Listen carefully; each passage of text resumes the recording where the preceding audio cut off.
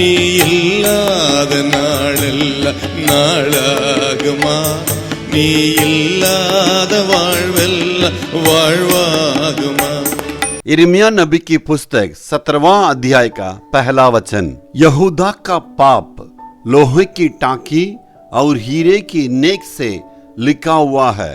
वह उनके हृदय रूपी पट्टियां और उनकी वेदियों के सिंगों पर भी खुदा हुआ है।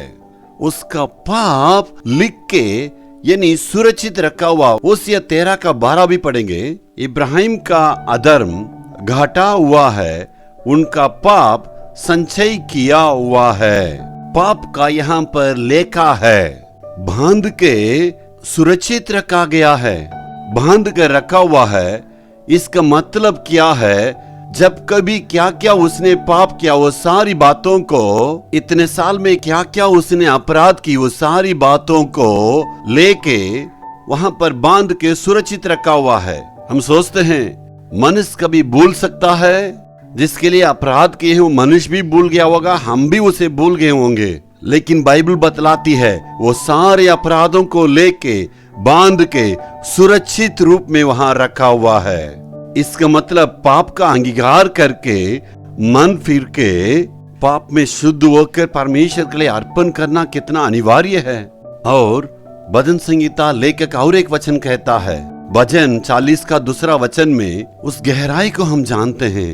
उसने मुझे सत्यानाश के गड्ढे से और दलदल की कीच में से उभारा और मुझको चट्टान पर खड़ा करके मेरे पैरों को दृढ़ किया है।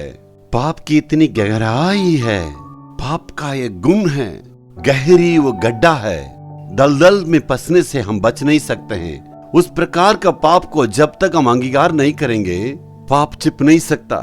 मनुष्य की नजर में से हम बच सकते हैं, लेकिन परमेश्वर की नजर से कभी नहीं बच सकते हैं। हालेलुया, प्रभु की महिमा वो। इसलिए पाप की अंगीकार करना कितना अनिवार्य है। पाप की अंगीकार करके यीशु की लहू से क्षमा को प्राप्त करना कितनी ही अनिवार्य है। हमें सावधान रहना चाहिए। कभी कभी नष्ट हार क्यों हो जाती पता नहीं। कारण यही है, पाप जब तक आपके हाथ में है क्या क्या आपका जीवन में होता है देखिए। आमीन।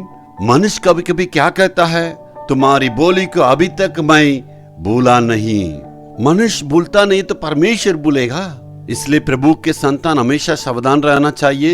क्यों हमें नष्ट होती है, क्यों बार बार हारते हैं, जीवन में कभी कभी इतनी गड़बड़ी क्यों है? इसका मतलब किसी पापों का अपराधों को अभी तक हम छिप कर रखे हैं। वो बांध के सुरक्षित रूप में रखा हुआ है। जब तक उसको लेके परमेश्वर के हाथ में नहीं छोड़ेंगे तब तक परमेश्वर भी वो भूलेगा नहीं। इस कारण हमारा जीवन में दुख हमें पीछे करेगा।